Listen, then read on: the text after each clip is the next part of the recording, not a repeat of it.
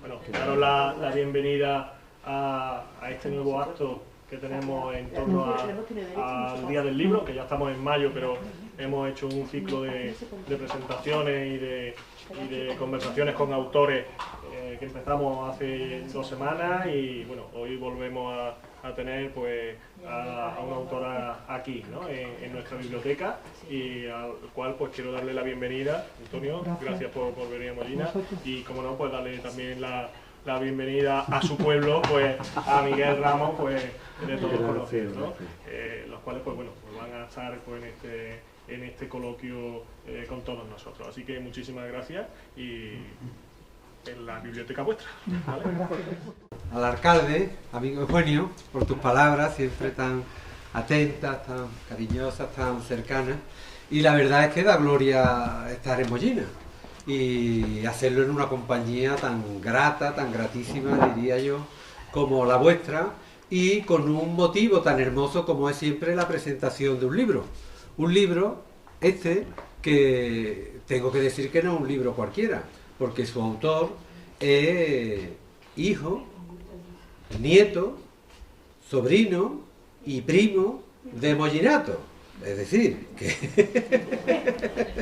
algo le pilla el sitio en donde estamos. Bienvenido, Antonio. Gracias. A Mollina, a los libros y a este espacio tan maravilloso y a este juego, a este mundo raro, fantástico que son los libros, todos los libros. Y este lo es, el que hoy presentamos. Parafraseando a Fray Luis de León y su conocido "decíamos ayer", que algunos autores también adjudican a San Juan de la Cruz, diré que parece que era ayer cuando veía a Antonio correteando por el salón parroquial de aquí de Mollina, enterrado en libros, deteniéndose en cada uno de los que pasaban por sus manos, ávido de curiosidad, de saber, y parece que fue ayer, pero claro, ha pasado mucho tiempo. Y lo recuerdo exactamente con esa inquietud, con esa actitud, que ahora nada más de verlo pues vuelve a sentir activo. Claro, él era, Antonio, para quien no lo sepa, uno de los jóvenes y de los menos jóvenes que formaron parte de la feria del libro de Mollina. Él era el más joven de ellos. La feria del libro de Mollina, que fue una experiencia extraordinaria, fantástica, que siempre nos acompañará. Yo he tomado algunas notas porque no quiero perderme, no quiero perderme en ello, que me ayude a seguir con el hilo de esa experiencia extraordinaria que fue la Feria del Libro. Parece que fue ayer y han pasado más años de los que tiene el documental, que es el que da pie al libro y yo. Y hoy tenemos con nosotros al profesor, al doctor en Arte y Humanidades, Antonio González Rueda, el que ayer era, apenas parece que solo era, el niño de la feria. Esa historia del documental, esa historia rural hecha libro, es lo que hoy nos tiene aquí. Pero no puedo referirme al tiempo pasado, ha hecho referencia a la Feria del Libro, sin nombrar, sin tener presente a aquellas personas que formaron parte de este proyecto y que ya no están con nosotros. Me acuerdo de Emilio Ruiz, de Paco Francisco Gómez Luque, de Blas González, hermano de Antonio, una de las personas a las que está dedicado el libro, y otro de los niños de la feria, a su primo Gregorio, a lo mismo, todo ello ausente. Y todo ello nos estarán viendo desde otro lado seguramente. Vaya para ellos estas palabras fraternales, íntimas, de recuerdo, de afecto, porque hicieron y contribuyeron en Mollina a la cultura y a los libros. Y está bien que no lo olvidemos. Ha pasado mucho tiempo, decía, y en estos 30 años apenas nos hemos visto. Es decir, nos hemos encontrado en los talleres, en las conferencias, en las actividades que Antonio ha participado, porque es un profesional de la gestión cultural, un experto de gestión cultural por la Universidad de Cádiz, y esta actividad le ha llevado a Málaga en algunas ocasiones, nos hemos saludado, nos hemos hablado por teléfono, y siempre lo encontré cercano, cariñoso, atento, entusiasmado. Es decir, un gaditano en estado puro, un gaditano de San Fernando, un gaditano del puerto de Santa María, un serrano, payollo, y un mollinato también, algo de mollinato también, claro está. Y fue a finales de 2020 cuando yo tuve conocimiento del libro. Me llamó después de todo este tiempo y me dijo que había escrito un libro, de qué iba el libro. Y la misma mañana de la Nochebuena del 2020 ya tenía en la casa 2 libros. El anterior a este, que tiene que ver con las fundaciones de autor y que fue objeto de la tesis doctoral también de Antonio, y el libro y yo. En esas conversaciones, en esos WhatsApp que hemos tenido, siempre han salido a colisión las lecturas compartidas. Es decir, pronto, después de tanto tiempo, nos dimos cuenta que seguían en pie nuestra curiosidad, nuestro amor por los libros, nuestras ideas, nuestro compromiso social, nuestra relación con la cultura, y desgranábamos lecturas que yo recomiendo a todos ustedes. Una de ellas ya lejana era La lluvia amarilla, de Llamazares. Son lecturas que están muy presentes de lo que tiene que ver el libro de hoy, y Antonio ahora nos hablará. La España vacía, de Sergio del Molino, también creo que salió en la conversación. Tierra de mujeres, de María Sánchez, una veterinaria cordobesa de aquí cerca, que también se adentra en ese estudio sobre lo rural, los pueblos pequeños, pueblos que a veces parece que son todos iguales, pero yo ya adelanto, el que hoy nos ocupa y el que hoy presentamos, de lo que tiene que ver el documental, de lo que tiene que ver el libro, no se parece mucho a Mollina. Una vez que lo he leído. Bueno, no sé. Luego lo hablamos. Luego lo hablamos. Te voy a dar una sorpresa. En principio, te voy a dar una sorpresa. Yo creo que no tiene que ver con Mollina. O al menos con la Mollina que podamos conocer. Bueno, con la Mollina de los años 50, 60, posiblemente. Pero no es que yo tire para Mollina y tú tengas que tirar para Villaluenga del Rosario, el nombre de un pueblo que en el documental no aparece hasta el final, en los créditos, y que él no lo nombra como tal, Villaluenga del Rosario, hasta la página 174 de las 214 que tiene el libro. Pero que yo creo que no hago spoiler, no pasa pues nada. Exactamente. Es el pueblo más pequeño y más alto de la Sierra de Grazalema Madera, de la provincia de Cádiz, exactamente. Pues todas estas lecturas animan, es decir, tienen que ver con el libro, están presentes y nos iban uniendo. Y luego fue en otra biblioteca, en la Manuela Tolaguirre de Málaga, que fui con Chari y con Inmaculada a escuchar a una tertuliana de nuestra vendimia, Marta Sanz. Y fue allí donde hablamos, le planteé uy, ¿por qué no presentamos el libro en Mollina? Bueno, Isma y Chari no tardaron un segundo en saludar la idea y decir que se lo trasladaría al responsable de cultura del ayuntamiento, que no es otro que el alcalde, que está aquí. Eugenio no tardó ni medio segundo tampoco en ver que nos pudiéramos encontrar aquí, y aquí estamos, es decir, con nuestro autor favorito. Aquí está Isma, aquí está Chari, aquí está Antonio, aquí está Eugenio, y están todos ustedes. Y ese ha sido el itinerario de cómo hemos llegado hasta aquí, de lectura, de libros compartidos, los efectos simultáneos. Y hoy queremos que sea una conversación, que sea él el que hable, que sea él el protagonista. Yo apenas preguntaré también. Para mí el libro es cierto que es un ensayo, lo dice aquí, un ensayo personal, visual sobre la España rural del 81. Y es verdad que es un ensayo antropológico, serio, riguroso, bien argumentado, y es también fruto de una dedicación también rigurosa, arreglada, en archivos, en bibliotecas, documentado, pero sobre todo, y luego me di cuenta que no soy yo el único que piensa de esa manera, el libro El pueblo y yo, de Antonio, es una historia de amor total del autor con el pueblo, que junto a su mujer, María Ángeles, que también nos acompaña, descubrieron un día y subieran allí. Y digo que no lo digo yo solo porque lo dicen otras críticas, y en la misma solapa del libro se habla como una historia de amor entre el autor que descubre un pueblo, Villaluenga de Rosario, y todo.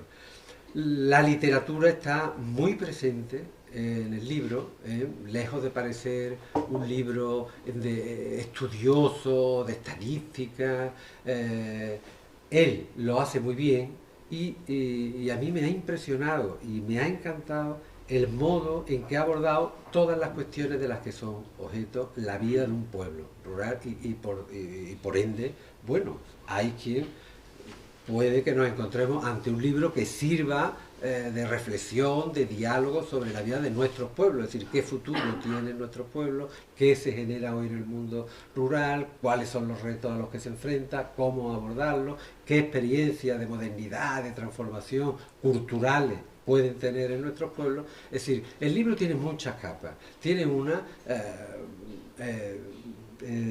autobiográfica, que ahora en literatura pues está muy presente, donde el autor vierte su propia autobiografía, su memoria, sus recuerdos. Mollina está 2 veces presente en las páginas del libro, en la página 150 y 134, y siempre se refiere a ella con toda seguridad, son palabras de él, como el libro de su memoria. El pueblo. El pueblo de su memoria. Un pueblo al que él venía en un Renault 8 azul, que ahora no lo recordará, con su padre todos los veranos. Esa es la primera referencia, y la segunda, pues ilustrada con la foto de su abuelo Blas, una de las víctimas del franquismo, y que Mollina se le rindió justo homenaje junto con las demás víctimas, y él se hace eco de ese recuerdo. Esos rasgos autobiográficos pues están muy presentes, es decir, sus visitas al pueblo, sus conversaciones, su honestidad, eso lo subrayaría también. Es decir, es un autor que refleja, un libro cuya lectura refleja transparencia, sencillez, honestidad. Él no es presuntuoso, no quiere ni presentarse por escritor, ya veis, está aquí presentando un libro. Es una persona que escribe, su vocación profesional, su dedicación profesional ha sido la gestión cultural, la docencia, muchísimas cosas relacionadas con la cultura. Pero en el libro encontramos literatura, encontramos una aproximación también muy profunda a todas las claves de la convivencia en un pueblo pequeño. Y bueno, también habla del tiempo no en el sentido, bueno, y la lección es que no todo tiempo pasado fue mejor ni peor, sino simplemente anterior. Y en palabras de otro pregonero de la vendimia de Mollina, Caballero Bonal, pues también se deduce otro aprendizaje, que somos, en realidad, todas, nosotros somos el tiempo que nos queda. Y en ese sentido, el tiempo es otra constancia del libro. Ya tendremos en el transcurso de la conversación, porque no quiero quitarte más tiempo para que no hable, en ese sentido. No, pues yo podría seguir hasta las 8 de la tarde, porque el libro me ha encantado, me ha fascinado. Abordar el libro se puede hacer de cualquier manera. Empieza diciendo 2 australianos, y esa es la primera. 2 australianos que en el año 81 graban un documental que está viendo hoy. Bueno, pues no son australianos, claro, uno es de Wellington, que es la capital de Nueva Zelanda, y el otro es un escocés, pero siempre serán los australianos. Es decir, pues a partir de ahí yo creo que encontramos un libro también de aventura, con una prosa poética entrañable, también con su tensión, también con su, es decir, con su humor, con su ironía, es decir, está muy presente. El libro, yo a él no se lo había dicho, pero desde el primer momento que me lo hizo llegar, coincidió también, fue una buena noticia recoger el libro, pero he vivido todo el tiempo del libro con una experiencia personal, una relación con la enfermedad. Y el libro de Antonio, El pueblo y yo, ha sido un libro que me ha hecho reír en momentos difíciles de convalecencia, un libro que ha sido bálsamo, ¿verdad?, para la herida, un libro que he compartido también cuando te encuentras en situaciones difíciles como esa, y el otro día ya se lo develé, si él me mandaba mensajes entusiasmados, lo presentamos aquí, mi respuesta era pues porque no quería yo tampoco develar. Pero el libro también ha sido un libro salvador, sanador, y por eso también hoy yo esto lo vivo como una celebración de la palabra, de la literatura, de los libros y de todo lo que siempre nos ha acompañado, y de la amistad, porque los libros son sanadores, generan amistad, generan relaciones, y no podemos más que saludar la presencia de Antonio hoy aquí como autor del libro, y la presencia, bueno, en esta biblioteca también dotada con esta actividad, al club de lectura, que hay que animar siempre, incentivar a que continúe con su lectura, porque los libros al final son los que nos salvan, los que nos unen y los que hacen que nos sintamos como aquí esta tarde, en familia. Yo encantado, y sin más, Antonio, tuya es la palabra. Lo primero, buenas tardes y muchísimas gracias al ayuntamiento, al alcalde, a Chari, a la bibliotecaria por acogerme, y yo puse una condición, Chari la sabe, que era que podíamos haber presentado el libro, lo podíamos haber presentado en otra fecha. Y yo la condición que puse es que yo quería que lo hiciera contigo, con Miguel Ramos, ¿no? Ahora explicaré quizás también, si nos da tiempo, por qué quería que fuera así. Pero no, la primera palabra es que estoy encantado de estar aquí con ustedes, que estoy muy agradecido porque pensé que iba a contar con el respaldo de la familia, que lo tengo y muy fuerte y muy cercano, pero pensé que no iba a interesar, bueno, que no siendo una persona de aquí, tampoco siendo un libro escrito por Paspadilla, sino que no siendo un bestseller, pues no pensé que iba a contar con la presencia de todos ustedes. Estoy muy agradecido. Eso es lo primero que le quería transmitir.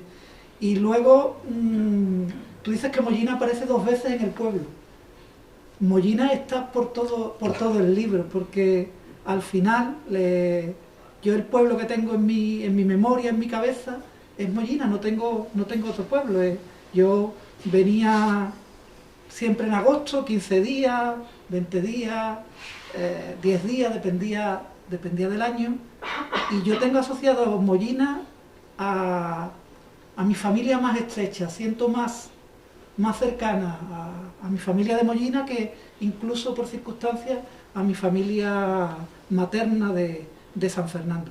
Y además Mollina es el gran generador de recuerdos para mí, sobre todo a través de los olores. Es decir, yo siempre, para mí Mollina es la higuera de la alberca de mi tía Oliva.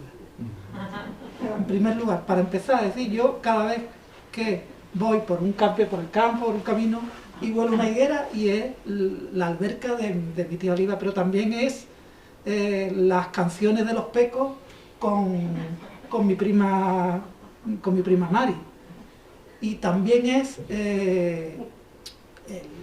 ese recuerdo casi imborrable. Yo estaba en un colegio militar, tenía un cura castrense, y me encuentro en la feria del libro a un cura que se llamaba Paco y que contaba chistes de gangosos y cojos. Y yo siempre, bueno, pues claro, con la edad que tenía, siempre me quedaba completamente alucinado. Entonces, para mí Mollina es un sitio que yo lo relaciono fundamentalmente con la libertad, con esa libertad del verano, de no tener horarios, no tener colegios, no tener... Y luego yo lo relaciono fundamentalmente con la Feria del Libro. Vinculado a los olores, lo relaciono con los nardos de la iglesia, porque había ocasiones en que en la casa del cura hacía mucha calor, tú lo recordarás, y nos metíamos en la nave de la iglesia, que era el sitio más fresco de Mollina probablemente después de Santillán, ¿no? Entonces, para mí también eso era alucinante. Yo venía de una sociedad en la que la iglesia era una iglesia lejana, con las procesiones, con unas tradiciones muy encorsetadas, y yo de pronto estar contabilizando cuántos libros habíamos vendido en la nave de la iglesia, mientras nos estábamos riendo pues de cualquier cosa, cualquier detalle, para mí fue como rompedor, en el sentido de que me acercó a un mundo que yo no conocía, que era el mundo de los libros, pero sobre todo el mundo de la amistad entre gente igual. Y eso me resultaba. Entonces, por tanto, Mollina, aunque no esté mencionado, es el pueblo que yo sigo teniendo en la memoria y lo conservo. Muy bien. ¿Seguimos preguntando? Sí. En el libro llama la atención, claro, lo de no nombrar el pueblo, decir el nombre del pueblo, ya lo dice el autor, es un recurso literario. Como también es un recurso literario que los vecinos y las vecinas del pueblo que aparecen nombrados en ella, pues son Ana María M. Diego García .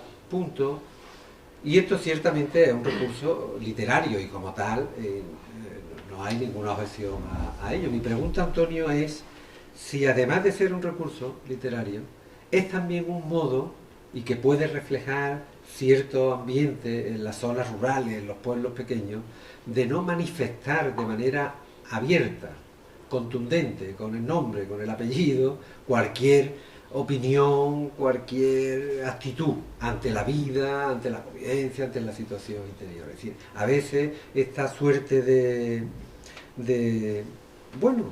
no desplegar toda la identidad, de insinuar, hombre, el municipal es el municipal, el cartero es el cartero, el banquero, que sería el trabajador bancario, pero que allí él también quería que le llamaran el banquero, lo que era un currante de la oficina, hoy ya cerrada posiblemente, o ambulante, otra expresión de la despoblación, del abandono, de los problemas que acucia al mundo rural. ¿Por qué esta manera de presentar a los vecinos con los nombres de pila y la inicial del apellido? Bueno, si obedece a esa otra cuestión. Obedece a dos cuestiones básicas. La primera es que cuando uno trabaja con gente en el territorio, lo primero que tiene que hacer, y yo por lo menos eso estaba entre las cabezas, en mi cabeza, de las cosas que no podía hacer jamás, es hacer daño.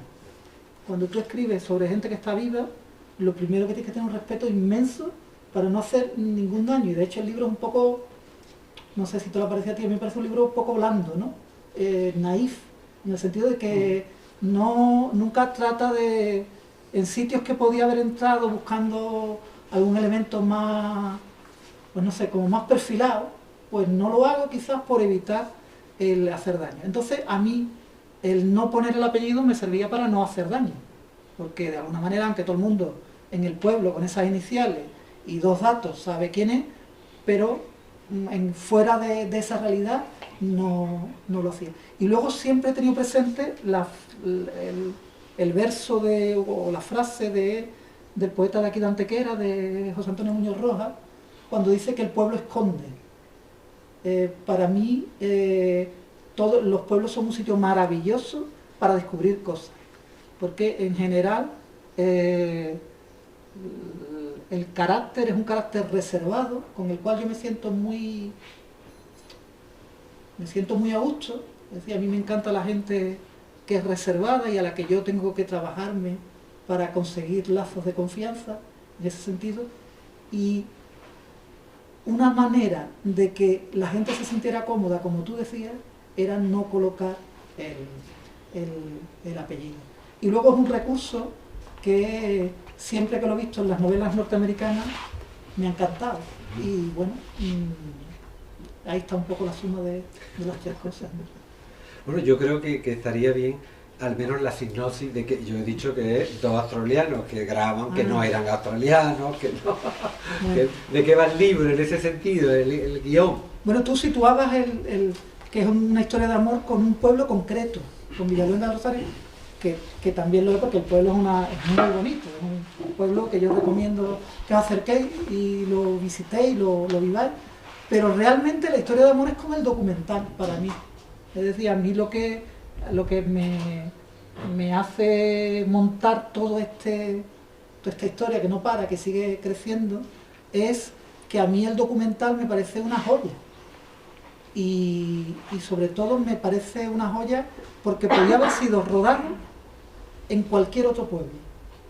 ¿Es importante dónde se rodó? Sí, pero podía haber sido, no sé, pienso en Cuevas del Becerro, aquí en la provincia de Málaga, perfectamente. Podía haber sido rodado en Benalauría, perfectamente, se daban los mismos elementos. Podía haberse rodado en Benadaví. Entonces quizás el enamoramiento viene con el documental, porque el documental estéticamente es un producto bien hecho, a mí me lo parece y a mucha gente le parece, y yo el motivo por el cual escribo el libro es porque me van pasando una serie de cosas que me hacen entusiasmarme, ¿no? Tú decías antes que siempre me has visto como muy entusiasta. Siempre. Bueno, pues nunca he llegado al nivel que he llegado con esto, que está casi al borde de la locura del Quijote, ¿no? El punto ese casi de pérdida. Bueno, la historia es una historia muy sencilla, es decir, muy complicada al mismo tiempo. En 1979, en Nueva Zelanda,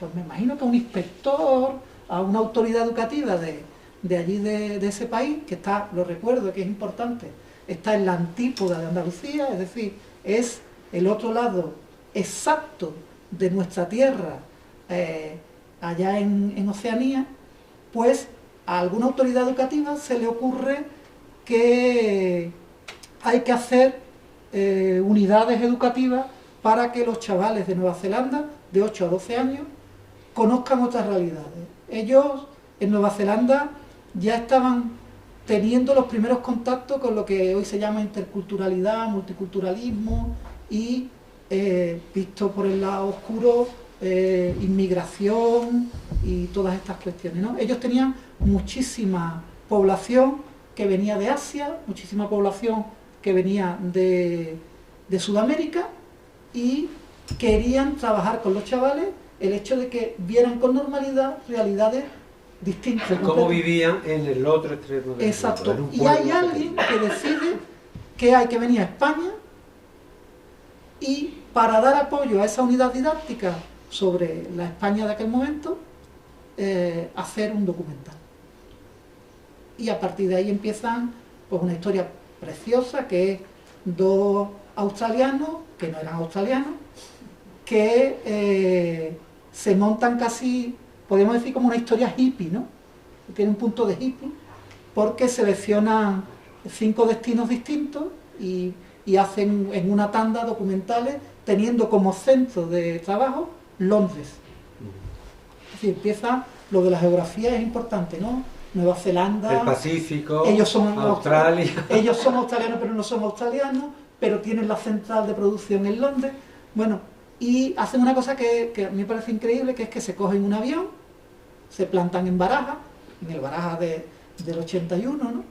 Ese Barajas al que la gente iba a tomar café porque se podía salir a una terraza y veía llegar los aviones, o sea que estamos hablando de otro mundo, ¿no? Llegan en el 81 y ¿qué hacen estos dos directores? Pues cogerse un coche de alquiler y empiezan a recorrer pueblos de Segovia, de Extremadura, de Andalucía, buscando un lugar concreto. Yo estaba pensando incluso qué hubiera pasado si los australianos hubieran llegado a ese Mollina en la visita primera la hicieron en el 81, y se hubieran encontrado con Gerardo Fernández, que bueno, que en paz descanse, y que era puro entusiasmo, y que le hubieran contado que tenían que hacer una unidad didáctica y que hubieran escogido Mollina. Ellos recorren media España y buscaban, es verdad, que Mollina quizás no hubiera encajado, pero buscaban un sitio aislado.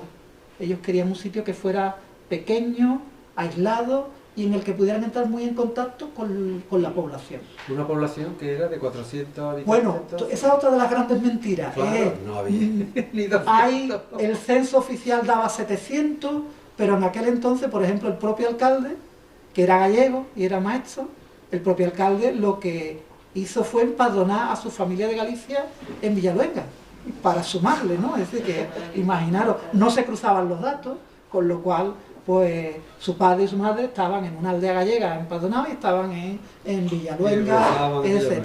Bueno, en resumen, y me he perdido ahora con el hilo de ellos, que se van a... deciden que entre todos los pueblos visitados es Villaluenga. Deciden, pero fundamentalmente porque encontraron a un alcalde que también era maestro y empiezan, tú decías antes, pero Mollina no se parecía tanto. Bueno, el alcalde de los dos municipios que estamos ahora cruzando eran los dos maestros, si no recuerdo yo mal la figura de Gerardo, y se encuentra un alcalde entusiasmado. Hablaba un poquillo de inglés y ya con ese poquillo de inglés ellos vieron el campo, vieron un sitio aislado, que da estéticamente espectacular, precioso, y deciden volverse a Londres, traerse el equipo y volver. Y vuelven, y eso es también parte de las historias que se cuentan, es que ellos se cruzan el Canal de la Mancha en un ferry con un coche inglés con conductor a la derecha, y yo siempre pienso y me imagino cómo sería la llegada de esos dos realizadores con las dos novietas que llevaban detrás, porque tenía ese componente también vivencial de pasarlo bien y de disfrutar. Los equipos detrás, porque era una cámara grandísima, y el equipo de sonido con las ruedas de cinta de audio de las de antes, entrando en ese pueblo por primera vez, un pueblo pequeño de unos 400 habitantes realmente, o 500 habitantes. Sin contar a los padres gallegos. Sin contar a los padres, en los que realmente dormían 200 durante la semana, porque se daba la circunstancia que también en Mollina durante mucho tiempo pasó que la gente durante la semana vivía en el cortijo. Es decir, la gente que estaba de guardés o de guardesa, pues aquí más que cortijo tenemos que hablar de pequeños chambaos donde estaban las cabras y las ovejas y que se encargaban de cuidarlas. Y llegan, ¿y cómo se comportan? Pues se comportan prácticamente como lo hacen los documentales de la DOS, los antropólogos de los documentales de la DOS, cuando llegan a una tribu africana o a una tribu de Borneo. Y lo cuentan así, es decir, el propio director te lo cuenta así y te dice, no, nosotros las 2 primeras semanas solo mirábamos y charlábamos, no sacamos la cámara. ¿Por qué? Porque ellos lo que querían era tener una buena relación con los indígenas. Nosotros, los de aquel pueblo, éramos indígenas para ellos y como tal lo hicieron. Y a partir de ahí hacen un documental, un documental que estaba muy pautado, venía ya muy claro qué es lo que querían abordar, porque lo que no podemos olvidar es que detrás del documental ese lo que había era la idea de que los chavales de 8 a 12 años tocaran determinados temas. Y tú decías antes en el libro, has tocado casi todos los temas. Yo no he hecho más que tocar los temas que aparecen en el documental. Mi guía, yo solo he abordado lo que el documental ha abordado, porque me parecía que era como lo que le daba sentido al libro. Y en noviembre del 81 se marchan, se vuelven a Londres, montan su documental, lo estrenan en el 83, lo difunden por distintos canales de las segundas cadenas de distintos países, y luego se utiliza como material complementario de una unidad didáctica en Nueva Zelanda. Bien, y a partir de ahí el documental se pierde. ¿Y dónde se pierde? Se estrenó en 83. Sydney en el 83. Se estrena en Sydney en el 83. Pues se pierde como todas las cosas. El olvido viene cuando uno deja de usar algo, ¿no? Y empieza a abandonarlo. Pues es un documental que se pierde y que yo tengo la suerte, no sé, por una casualidad, de encontrar un rastro y seguir el rastro. Y a partir de ahí lo único que hago es intentar en el libro reconstruir cuál es la historia del documental, cómo eran los pueblos. En principio la idea eran los pueblos andaluces, luego he estado en distintos sitios con las presentaciones del libro y hay gente del Pirineo que te dice que cambias la cal blanca por casas de piedra y el documental es válido. Es decir, que me da la sensación que hago una aproximación a cómo eran los pueblos en 1981 y sobre todo me importaba dar la foto de salida, cómo son ahora. Y en eso está mezclado pues con historias personales, esa es la idea. El libro tiene, no lo hemos dicho, 15 capítulos y tiene un prólogo extraordinario para de nivel, ¿verdad? De nivel, claro. De Ernesto Pérez Zúñiga, un escritor actual, novedoso, tiene libros nuevos en la librería y trata al autor y el contenido del libro con un cariño que hay que celebrar y que invito también a leer a estos autores. Y dice cosas muy interesantes y la verdad es que bueno, todo a favor, exactamente. En los capítulos, cada uno de los 15 capítulos va precedido de un texto de esa guía didáctica, que en algunos de ellos se observa, se lo comentaba a él, que habla de elecciones provinciales en España, por ejemplo, claro, cuando esas figuras no existen, y eso en un capítulo. En otro, cuando se refiere a los escritores, a los intelectuales americanos, ingleses, que se sintieron viajeros también, románticos, atraídos por España, por sus lugares, por sus rincones, pues habla desde Hemingway a Greg, tanto, pero a Gerald Brennan, claro, el autor de Al sur de Granada, El laberinto español, es decir, que es notoria, llama la atención la ausencia de Brennan. Porque la unidad didáctica, Miguel, la hacen 3 profesores neozelandeses cuya su única fuente era, pues no sé si todavía hay aquí, probablemente haya una enciclopedia, esa cosa antigua con tomos que recordáis todos, ¿no? Y que ya mis hijas no la han utilizado nunca, pero probablemente esos 3 profesores lo único que tuvieron fue una enciclopedia en la que había una entrada que ponía España, Spain, que tendría, pues quizá como España es un país importante, tuviera 3 o 4 páginas. Luego había algún artículo en la revista Times sobre la llegada de la democracia a España, pero las fuentes eran las que eran. Y ellos lo que sí te dicen es que llegaron casi sin documentación. Es decir, ellos no sabían ni quién era Gerald Brennan, pero ni siquiera sabían que había habido realizadores extranjeros, como el propio de Mijas, que hacían documentales parecidos a los suyos. Ellos no tenían ni idea ni contexto. Y yo también creo que hay que entenderlo no con una realidad crítica, sino que entenderlo que en aquella época las fuentes de información eran las que eran. Sí, que se explica así, es decir, que un autor como Gerald Brennan, tan estudioso... Y de hecho mencionan a un tercer autor que yo no sabía ni quién era. Es desconocido, claro. Sí, es decir, Antonio también llega a Villaluenga del Rosario. No hemos metido todavía el queso payollo, claro que son payollos allí en ese pueblo. Emprendedores. Recuérdame un cuento, una historia de las cabras payollas. Emprendedores allí en ese pueblo. Él va, y esto es muy bonito también, y a mí me emociona, él llega allí detrás de un poeta, de Pedro Pérez Clotet, y buscando su fundación.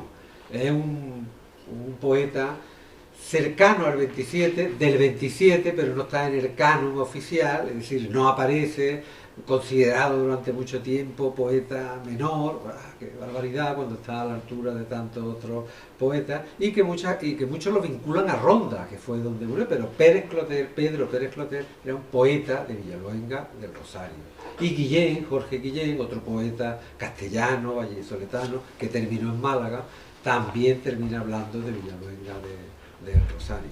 Es decir, ¿qué rastro hay de Pérez Clotet como escritor, como poeta, como intelectual, en un pueblo tan pequeñito? Y eso hizo de Villaluenga una referencia cultural o no, porque yo, y no es volver a lo que todavía no has contestado, de que Mollina no se parece al pueblo y yo, es por unas razones muy, vaya, claras. Primero no es un pueblo aislado, el hecho de que Mollina los hace de una vía general de carretera, la hizo un pueblo muy diferente a los pueblos de interior, a los pueblos cerrados, a los pueblos sin ninguna posibilidad de que sus vecinos viajasen, se trasladasen, se comunicasen con otros. Eso hizo de Mollina muy pronto un pueblo mucho más abierto, a ideas que entran, que salen, a movimiento, a la contemporaneidad, en las modas, en los modos, en la manera de relacionarse.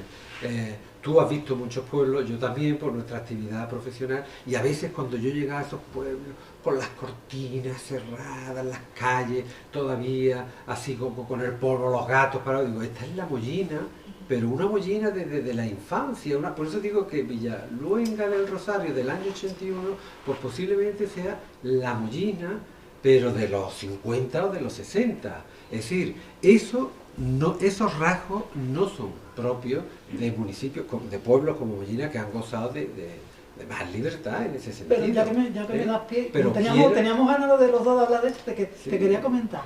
Yo entiendo muy bien el fenómeno religioso de cualquier pueblo rural de aquel entonces, lo entiendo muy bien porque durante años viví la procesión de la Virgen de la Oliva, aquí, en Mollina, pueblo abierto, con carretera nacional, bueno, sí. Pues sí, pero luego... No teníamos todo lo de cuerda, ni tenemos. Bien, eso, hay diferencias geográficas, hay cosas que cambian, ¿no? Pero también la realidad municipal de aquel entonces, que yo viví indirectamente, pero la viví porque mi tío, en circunstancias muy difíciles, tuvo que ser alcalde de este pueblo, ¿no? ¿Y que está aquí? Sí, está aquí, afortunadamente. Me parece que las cosas que se cuentan en el documental sobre cómo era la vida civil no eran tan lejanas. Luego otro elemento que a mí siempre me pareció muy interesante. Ellos en la unidad didáctica, esos 3 profesores que hacen la unidad didáctica sin haber estado en el pueblo, porque estaban en la antípoda, una de las cosas que le llama la atención es que en el pueblo no había publicidad, no había letreros, no había carteles, las tiendas no se anunciaban. Yo eso lo viví en la Mollina de los años 80. A mí no me resulta tan extraño porque yo eso lo vi, salvo la caja de ahorro de Ronda y la discoteca y 2 elementos más, no existía publicidad como tal. Es decir, eran pueblos que eran muy personales todos, cada uno muy distintos, porque no había posibilidad de que elementos como la publicidad los normalizara, los igualara. Ahora los pueblos ya, sobre todo los pueblos medios como este, con esos polígonos industriales que serán necesarios y tienen que estar en los pueblos, pero que son feísimos y que parecen todos los pueblos ya cuando entra uno igual, ¿no? Son siempre los mismos, ¿no? Y luego el tercer elemento es que, si me permitís, quería leerte un texto de un lector, al final te digo, sobre esto, que es un lector de Mollina, sobre esto que ha preguntado. Dice: con la experiencia y edad que me acompaña, puedo asegurar que las vivencias, restricciones, carencias, la solidaridad para soportarlo y la semejanza que en el libro desarrollan los intérpretes del pueblo con la que nosotros vivimos en Mollina son considerablemente parecidas. Extraordinario. Pluralidad de miradas, y con el mismo texto, con la misma lectura, se llegan a conclusiones diferentes. Sí estoy de acuerdo en que tener una carretera nacional o una futura autovía, pues cambia las entradas, las salidas del pueblo, cambia también la mentalidad de la gente joven.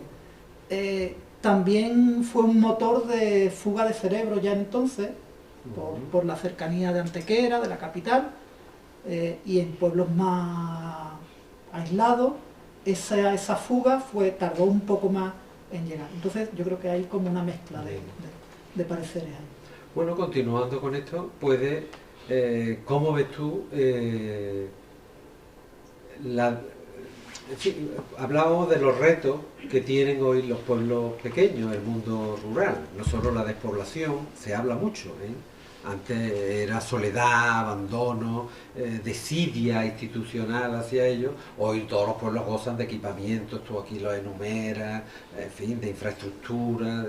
Ha cambiado todo. Tú celebras también como la llegada de la democracia, el desarrollo de las instituciones. Eso queda muy bien reflejado en el pueblo de una manera muy positiva, pero no cabe duda de que hoy el mundo rural y los pueblos como el nuestro se enfrentan a problemas y otros de manera muy acuciante. Es decir, para algunos pueblos encender las llaves de la luz todos los días es un problema. El colegio lo tienen sin niños, los habitantes se le van, les cuesta un mundo que se instalen allí nuevas personas, desarrollar iniciativas. ¿Tú cómo ves el futuro del mundo rural de los pueblos? Yo si cojo la hoja de Excel. Como escritor, quiero decir, desde el punto de vista sobre el antropólogo, estamos presentando un libro, estamos hablando de libros, pero los libros no son ajenos a la realidad, claro, sí, no lo olvidemos, pero esa es la visión de alguien que durante años se ha dedicado a investigar, estudiar, contrastar. Pues sí, si cojo la hoja de Excel, y me refiero a la tablita con la evolución de la demografía, lo que tendría que reflejar es una tragedia. Es lo que me darían los datos. Sin embargo, a pesar de esos datos, de la tendencia demográfica, yo creo que hay un problema fuerte, que ahora si quieres lo sintetizo en dos ideas, pero luego veo en muchísimos pueblos que cuando han sido capaces de acercar el sector secundario a lo primario, al sector primario que tenía, es decir, cuando han sido capaces de transformar en el mismo pueblo lo que producía, esos pueblos han tenido una tendencia demográfica distinta a los que no lo supieron hacer, a los que apostaron todo por el turismo.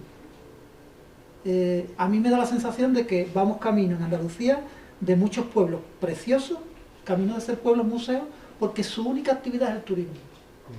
Y el turismo como tal se convierte al final en un mal negocio.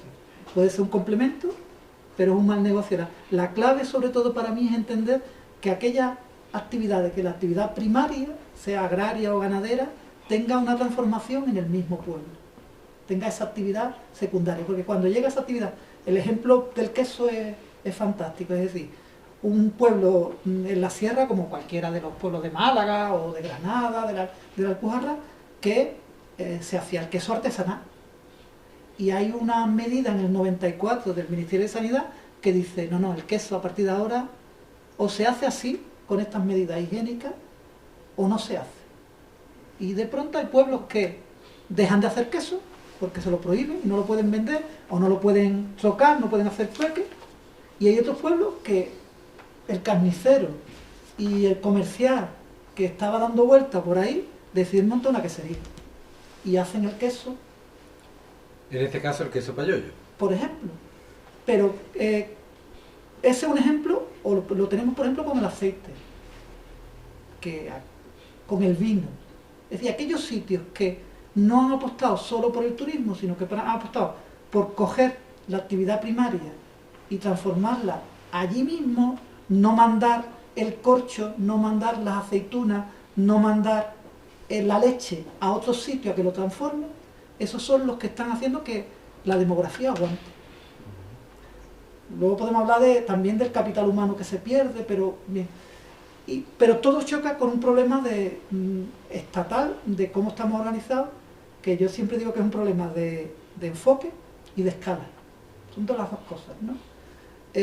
Todo se hace desde sitios muy lejanos. Las decisiones se toman, las decisiones en las que se ven implicados los pueblos, se toman en sitios muy, muy lejanos. Me contaban el otro día, en verano, en Bubión, un pueblo de la Alpujarra granadina que tiene 250, 300 habitantes. Bueno, pues resulta que durante el COVID, este es el ejemplo de enfoque lejano, escala, problema de escala. Durante el COVID, había una familia que realmente es de Granada, que por un tema de impuestos estaba empadronada en Bubión, ¿vale? Los 5 cogen el COVID, pero viven en Granada. Bubión queda confinada durante 2 semanas por esa familia. Por dos de esa familia. Enfoque está lejísimo. Las tomas de decisiones están muy lejos y a nadie le preocupa de los que están en las capitales tener una mirada de pueblo. ¿Y una mirada de pueblo cuál es? Oye, pues no vamos a aplicar una mirada con el mismo rasero, sino que en este caso estudiaremos caso por caso. Porque el alcalde, que tenemos aquí un alcalde, probablemente en esa situación le explicaría al subdelegado del gobierno y dice, mira, no, si esta familia o estas 2 familias que no viven ni siquiera aquí, no me cierres el pueblo. Y se han cerrado. Cuando eso del COVID, que fue tan significativo, lo aplicamos a otras cuestiones, vemos que también hay un problema de escala. Que cualquier equipamiento público, pensemos en sanidad, ambulatorio, pensemos en educación, a partir de 1000 habitantes, la escala empieza a ser un problema gravísimo. Y por lo tanto, hay un problema de enfoque, hay un problema de escala y hay un problema de derechos. Es saber si alguien que vive en un municipio de menos de 1000 habitantes o menos de 3000 habitantes tiene los mismos derechos que tus hijas que viven en Granada, que han vivido en Málaga, o mis hijas que han vivido en el puerto de Santa María. Y la respuesta es que no tienen los mismos derechos. Entonces no sé, es decir, es una mirada agridulce.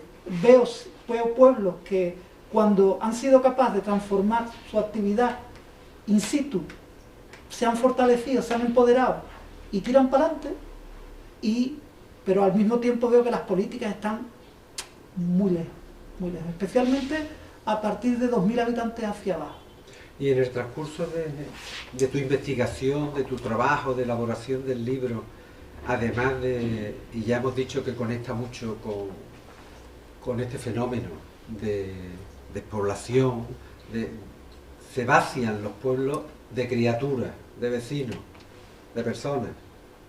Pero, Antonio, ¿has visto tú también, o se puede hablar de que se vacíen al mismo tiempo, no solo de personas, sino también de proyectos, de ideas, de cultura? Es decir, la cultura, ¿qué papel juega en todo esto? Es decir, la cultura es un instrumento, es un medio de supervivencia de los pueblos, de crecimiento, de vida para los pueblos. ¿Cómo se mira la cultura en el mundo rural, en los pueblos pequeños? ¿Sigue siendo la última de la fila, el vagón de cola? ¿Cuál es tu experiencia en ese sentido? Lo primero es lo de los derechos. Este municipio tiene 5.030, ¿o por dónde? ¿Por ya estamos cerca de los 5.600. 5.600, bueno. Pero si estuviera en 4.999... Sería muy diferente. No, sería la ley de base de régimen local, dice que este equipamiento no tendría que estar. Que si lo tenéis es porque tenéis a una población que presiona mucho, a un alcalde que se ha buscado las papas. Dice nuestra ley de base de régimen local que solo tienen que tener el único equipamiento cultural mínimo de un municipio es la biblioteca, el único, no hablan de nada más, solo la biblioteca, y solo la tienen obligatoriamente como derecho los municipios que tengan más de 5.000 habitantes. Entonces ya desde el punto de vista de los derechos como ciudadanos, dices tú, bueno, me parece que esto tiene una lectura, ¿no? Tiene una o 2 o 3 lecturas. Y luego en cuanto al factor de la cultura, a mí lo que me parece es que, de nuevo, el turismo está haciendo mucho daño. Entonces, casi todas las cosas que se están haciendo de carácter cultural en muchos municipios pequeños están vinculadas con el turismo. Es decir, se montan todas estas teatralización de supuestas fiestas, muchas veces que prácticamente no tienen respaldo histórico, pero que eso, fundamentalmente para atraer a gente durante un fin de semana. Y la sensación que tengo yo con la cultura en general es que muchos alcaldes, no todos, pero muchos alcaldes y muchos concejales la entienden como un soporte para que vengan turistas. Y hay muchos municipios, muchas bibliotecas de municipios que no tienen el club de lectura que tienen aquí. Y entonces da la sensación de que la cultura es, de nuevo, para la gente de fuera, pero no para la gente que está dentro. Yo tengo una experiencia muy bonita con un festival de cine que hay en Ascaso, en Huesca, que la fecha es muy rara, en marzo, la hacen en marzo con un frío y todavía con nieve y con muchas dificultades, y yo le preguntaba a la chica que lo programaba que por qué lo hacían en esa fecha, que por qué no lo hacían en verano, y me dice, no, es que en verano los de mi pueblo están trabajando 12, 14 horas porque vienen los turistas, y yo quiero que el festival sea para la gente de mi pueblo, no para los turistas. Entonces no sé si esto te da Sí, pista. responde de algún modo, claro. No es que nos aliente, pero responde. Claro que sí. Bueno, llevamos una hora ya conversando acerca del libro. No sé si tú tienes algo más que añadir, algo que se nos haya escapado. Yo charlo mucho. Porque ¿sabes? yo creo que sí, y es lo que ha venido. Y yo creo que hay que dar pie también a las preguntas Claro. de quienes nos han escuchado con tanta paciencia y tanto Lo único que silencio. quería también, si Yo queréis... tengo algo que decirte todavía, una Vale. última si estamos a tiempo. Ah, sí, sí. Me decías antes con lo de la cabra payoya. Hace un mes me llaman de la... Es que me están pasando cosas con la historia. Todos los días. Cuando uno trabaja con personas, ahora eso le llaman, en la universidad se le llama ciencia ciudadana. ¿Vale? Pero yo siempre que al final es, cuando trabajas con personas, que este libro está al final lleno de testimonios de muchas personas, te pasan cosas rocambolescas porque se va alimentando, ¿no?, la historia. Entonces, hace un mes me llaman de la Asociación de Criadores de la Cabra Payoya. Yo soy un investigador de humanidades, ¿no? Es decir, que yo lo más cercano que he visto a las cabras es en la portada del libro, ¿no? Aquí Y está entonces, la pues claro, sombra. yo soy una persona educada, recibo la llamada, una videoconferencia, como se hace ahora con todo, videoconferencia, y frente a mí una veterinaria encantadora que me explica lo que hace la Asociación de Criadores, que fundamentalmente es defender la genética de esa raza para que no se pierda, bueno, estas historias de veterinaria, y le digo, bueno, pero ¿tú qué quieres de mí? Dice, mira, te lo voy a explicar, y me lo explicó muy claramente y tiene que ver con el futuro de los pueblos, y también con cómo entendemos la cultura, ¿no? Me dice, mira, Antonio, en toda la zona de la Sierra de Cádiz y parte de la de Málaga, que es donde está ese tipo de cabra, es una cabra grande, muy alta, y que se adapta muy bien a la caliza, a la montaña rocosa que tenemos allí, ¿no? Entonces me dice la veterinaria, mira, Antonio, ahora mismo nuestros ganaderos reciben un buen precio por la leche. Más o menos me dio a entender que en comparación con otros sitios de España tenían un nivel de vida decente gracias a que el queso es muy preciado y la leche de esa cabra en concreto es la que permite que el queso sea ese y no sea otro. Entonces hay una buena relación entre el quesero y el cabrero o el criador, que le llaman ahora, por el cual pues todos salen ganando. Y me dijo, pero pensamos que esto ha llegado al tope, la leche ya no se va a poder vender más cara y nos tememos que vaya a peor por la competencia que hay de todo, ¿no? Ahora mismo está llegando allí leche de Marruecos, por ejemplo, ya hay queso supuestamente payoyo hecho con leche de Marruecos. Que no son payoyos. No son payoyos, están igual de bueno o peor o mejor, pero bueno. Y me dice, lo que queremos es a ver si hacemos un proyecto que a través de la memoria de los ganaderos, del patrimonio de los ganaderos, del paisaje que genera esa ganadería, la gente no solo aprecia el queso, sino aprecia la leche. Porque si aprecia la leche, probablemente no sufran una merma en los ingresos. Ahí estamos. Muy bien. El libro también nos hace hablar de esto, porque como decía, el libro tiene diferentes capas y va dirigido a lectores pues muy diferentes. ¿Sí? El ensayo biográfico, autobiográfico, emocional, memorialístico, de memoria, todo eso tiene un recorrido que se percibe en una lectura agradable. Luego tiene otro antropológico, etnográfico, de investigación, que está muy latente también en otros aspectos, pero también tiene otra virtud, entre las muchas que desarrolla y que se aprecian, y es la conexión con la realidad. Es decir, en el libro, y aquí yo creo que ya ha aparecido, yo cuando he mirado, mira por dónde estaban los toros. Pero han aparecido otras imágenes,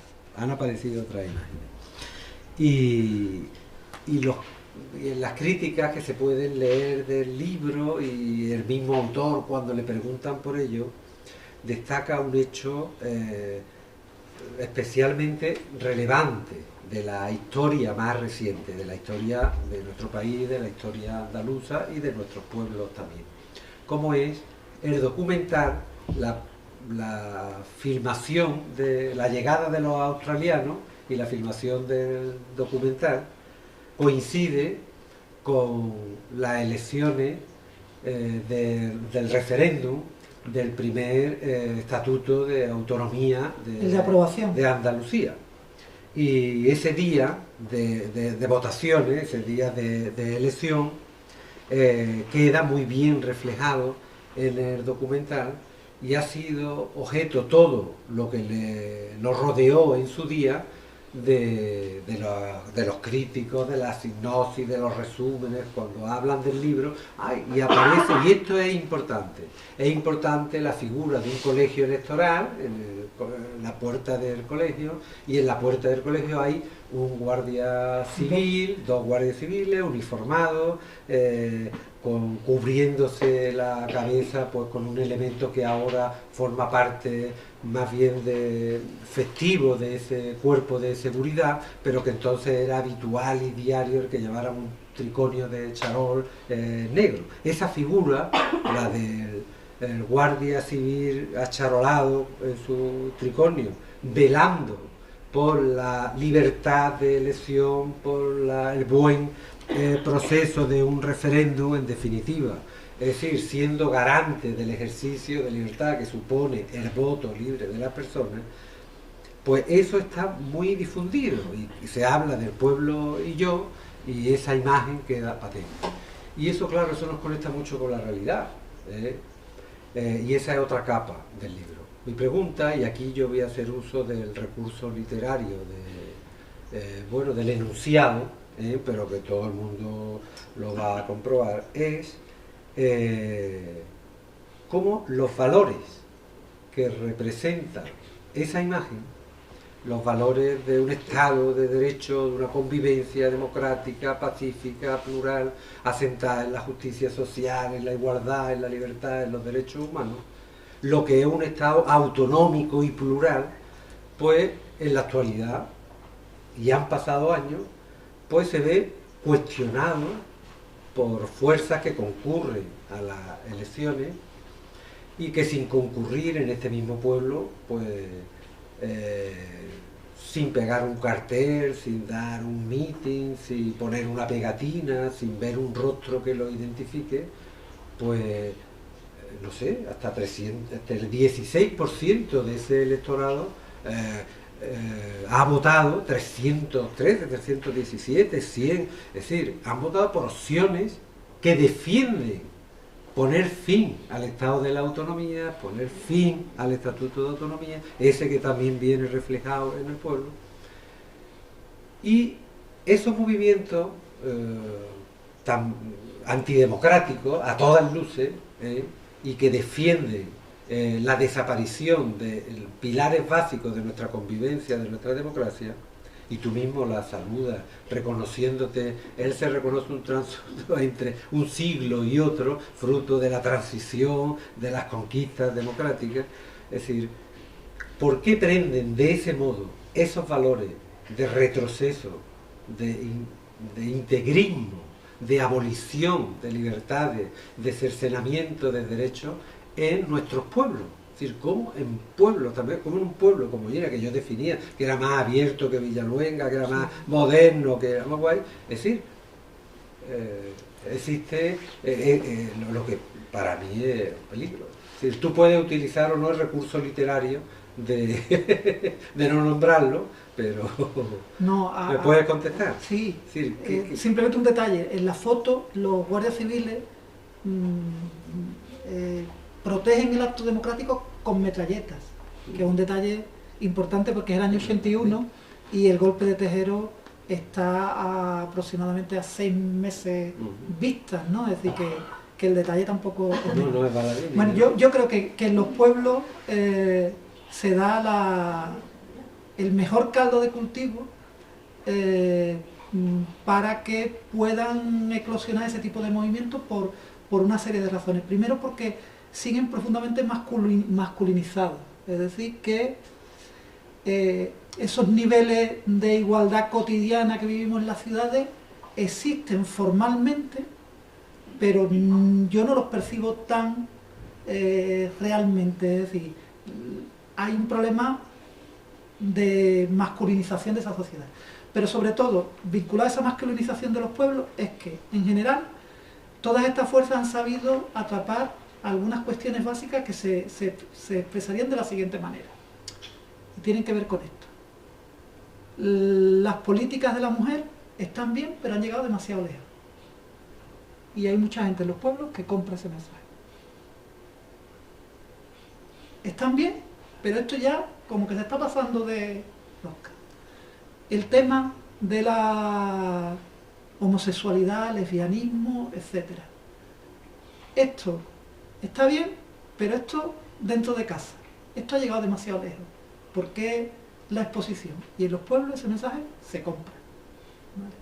Luego han comprado también muy bien, o han vendido muy bien un mensaje que en los pueblos se recibe, especialmente cazadores y otros elementos, es que el Estado como ellos llaman, el Estado socialista, ¿no? Los comunistas que han llegado, ¿no? Los comunistas, el Estado socialista interviene mucho en la vida de la gente. Interviene mucho en la vida de la gente. Cuando tú sumas esos 3 factores y lo metes en una costelera y lo metes en un pueblo en el que hay más hombres que mujeres en muchos casos, en el que el capital humano joven está fuera, la compra del mensaje es rápida, desde mi punto de vista, y irá y probablemente vaya. Y frente a eso, es decir, a esa visión de la mujer, del movimiento LGTBI, de los derechos, de la libertad, es decir, algo de esperanza, es decir, cómo desde la cultura, desde la literatura, pues, desde lo que nos ocupa aquí esta tarde. Aquí, Miguel, aquí lo único que queda es continuar, perseverar y explicarse lo mejor posible. Y luego, sobre todo, una cosa que a mí me llama mucho la atención es que nos expliquemos sin complejos. Todas estas fuerzas se caracterizan por los dos extremos, extrema izquierda y extrema derecha, se caracterizan porque no tienen complejos ninguno. Te dicen las cosas de frente y si te parecen mal adecuadas, te aguanta, porque este es mi mensaje y yo te lo lanzo. Y hay una cierta corriente en otro tipo de fuerzas políticas que en su pedagogía a veces es muy blandita y a veces no hay problema en debatir con alguien. Yo no tengo problema en explicar una cosa, en razonarla hasta donde se pueda. Entonces, perseverancia y pedagogía, que no queda otra. Bueno, pues vamos a darle paso a Sí. las preguntas.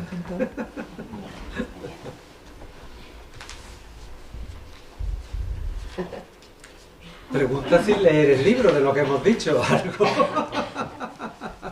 El libro va de eso, de los pueblos pequeños, de la vida en los pueblos pequeños, cómo es esa vida, cómo transcurre, si quienes viven en ellos se sienten por ejemplo, a gusto, claro. En Mollina también está muy presente porque, por ejemplo, todo el tema del referéndum de aprobación del estatuto, que es lo que sale aquí, y ellos llaman elecciones provinciales porque harán el equivalente suyo allí, una fórmula, a mí yo lo entiendo mejor porque yo tengo grabadas imágenes de la Feria del Libro en que os veía cantando el himno de Andalucía con una pasión que a mí me resultaba muy lejana, porque yo no estaba en ese ámbito. Entonces yo viví toda esa corriente de cierto andalucismo progresista o orgullo andaluz, lo viví en la Feria del Libro. Recuerdo que el himno se ponía, me parece, se cantaba. Recuerdo especialmente a tu cuñado, que lo cantaba con especial pasión. Que tenía. ¿Vale? Sí. Y entonces... ¿Qué memoria tiene? No, pero... No, luego tengo un recuerdo muy bonito, pero también. Yo siempre... Yo esa parte no la interioricé, la viví, porque yo siempre he pensado, yo soy como un viejo internacionalista, ¿no? No creo en las patrias chicas y cada vez me molesta más el cómo nos definen como andaluz. También es una cosa que aparece en el libro. Yo creo que hay muchas identidades y que yo soy profundamente andaluz sin tener que comprar ninguna de esos mensajes que me obligan y me Pues qué manera mejor de ser universal que sentirse mollinato. Sí. Porque mollina es expresión de eso. O de Villaluenga. No, bueno, yo no soy de ningún sitio.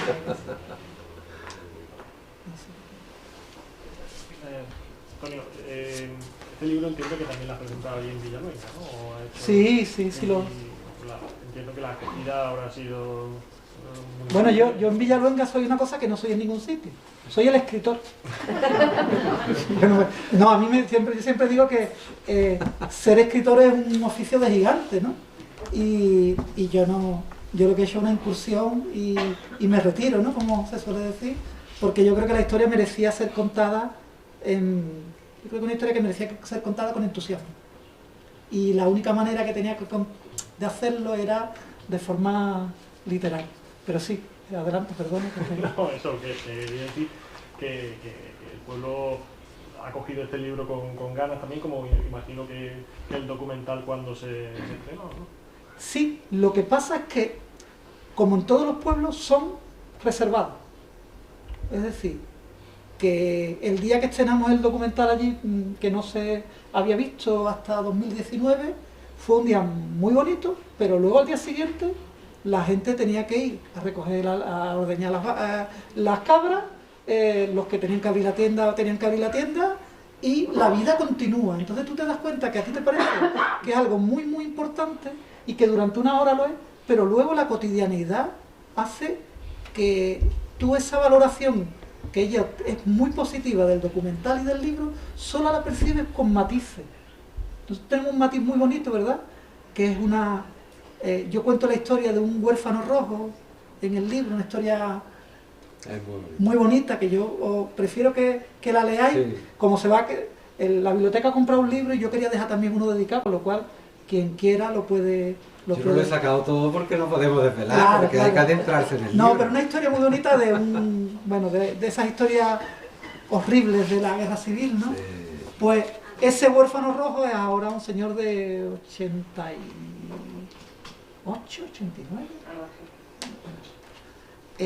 una persona sanísima, con una agilidad brutal, y 2 veces que hemos coincidido con él por allí, me regala una docena de huevos. Los huevos son espectaculares, y mantenemos un diálogo cordial, pero yo siempre digo que es como el carácter comedido. Entonces eso se vislumbra en todo, y luego, como ahora estamos acostumbrados a este tema de redes sociales, que a mí me resulta como la sobreexposición absoluta, ¿no? Es como el otro lado, en los pueblos, por lo menos en la gente es muy reservada, y eso me resulta agradable. Entonces la proyección de este tipo de cosas es más fuera del pueblo que en el interior del pueblo. Sí, te sirve de... Sí, que allí nadie echó de menos el documental, que ha estado 38 años desaparecido. Nadie. No. Bueno, el libro, claro, él ahora ha sacado otro y anuncia cosas que el lector, cuando termina, pues se quedan sin resolver.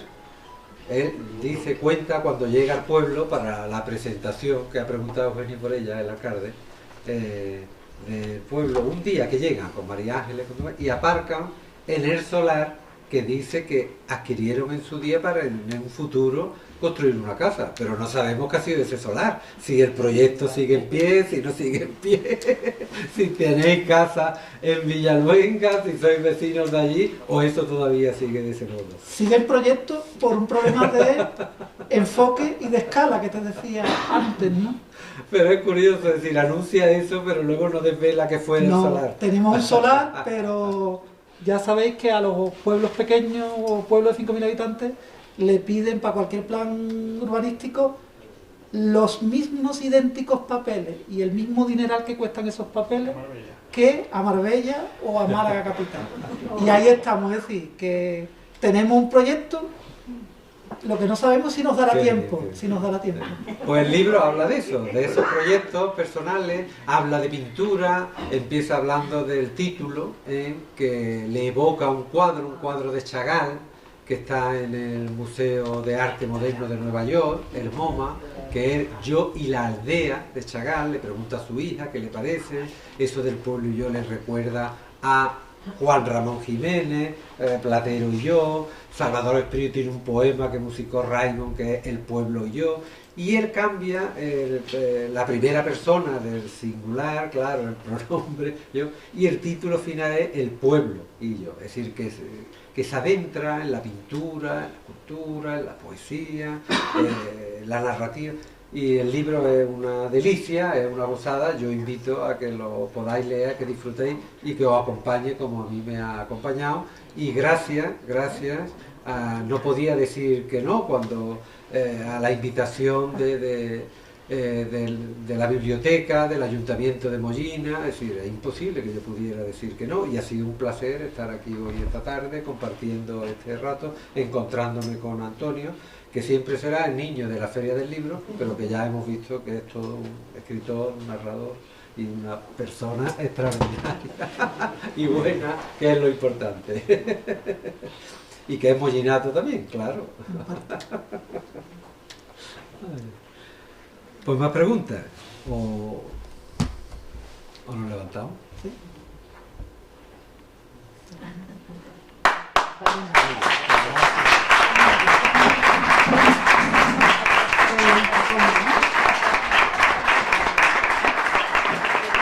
¿Tú tienes la obra de Pedro Clavé?